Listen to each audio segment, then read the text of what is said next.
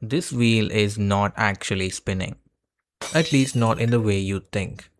Take a look as the car speeds up. At first, you can clearly see the wheel rotating. The faster the car goes, the faster it rotates.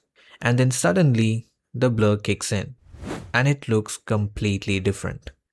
It's not really spinning faster anymore, it's faking it. And that's not because the developers couldn't make the wheel spin faster. They absolutely could. But an actual wheel can spin at 8000 RPM, and simply recreating that with a 3D model doesn't necessarily make it feel faster. And on top of that, there's no real reason to render all that detail when at high speeds you can't even see it properly.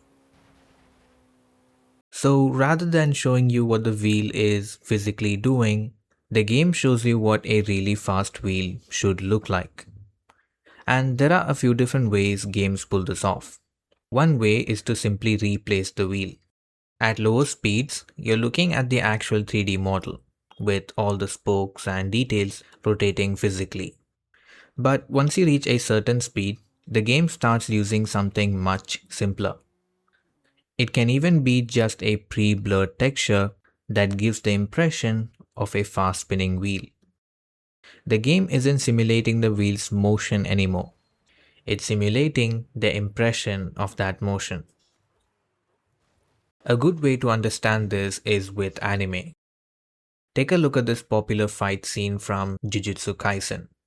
If the animation were physically accurate, the fight might actually be a lot less interesting to watch.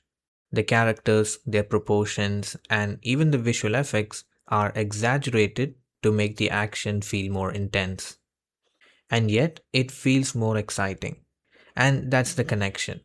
The wheel in Forza and the fight scene are doing the exact same thing. They're not trying to replicate reality exactly, they are shaping it to feel right. This comment summed it up perfectly. Realism only matters when it aligns with the experience designers want to create. When reality gets in the way, it is altered.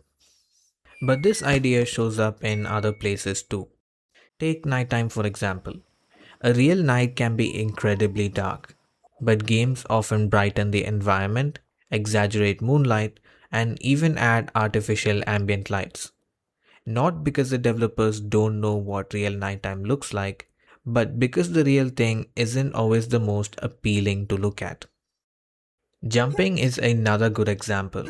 In real life, you can't jump very high, and once you're in the air, you have very little control. But in games, you can jump higher, stay airborne longer, and have much more control in midair, because that is simply more fun. And then there are ragdolls. A physically accurate body doesn't collapse in such an exaggerated manner, but that feels more satisfying than watching them simply fall over. Think of Van Gogh, Claude Monet, and countless other painters. They took reality and shaped it into something that felt right. And that's exactly what's happening with the wheels in racing games. They don't need to show you exactly what 1000 RPM looks like. They just need to make you believe that you're going really fast. If you enjoyed this video, make sure to leave a like and consider subscribing. With that said, I'll see you in the next one.